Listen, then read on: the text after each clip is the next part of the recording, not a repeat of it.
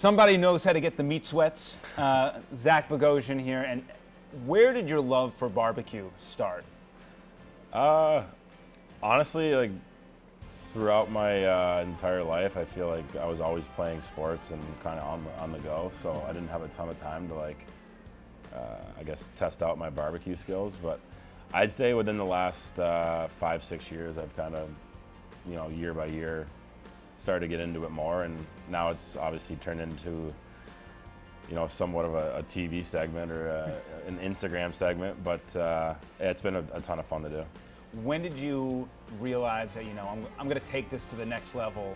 Honestly, I have a bunch of little kids running around the house, so sometimes the longer cooks are actually easier, just kind of throwing it in the grill and then going about our day to go to their activities, and then you come home and dinner is served. So it's definitely been it's been a ton of fun. But yeah, I'd say this year it's really taken off, obviously with the Lightning jumping on board and kind of creating our own little segment. But it's just a ton of fun to do.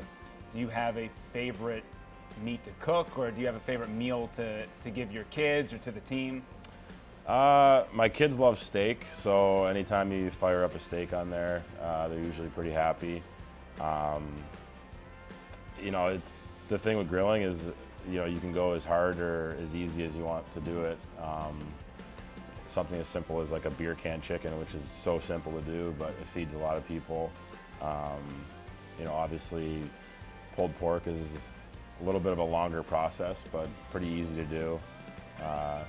So yeah, like the cooks aren't really that hard. It's just more time consuming.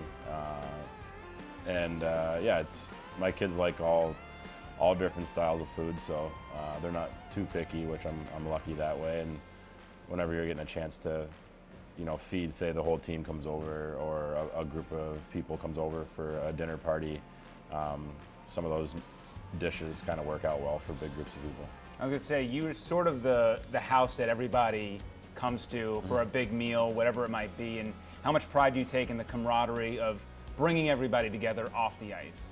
Yeah, that's huge. I think anytime you get a chance to, get away from the rink and get away from the game a little bit.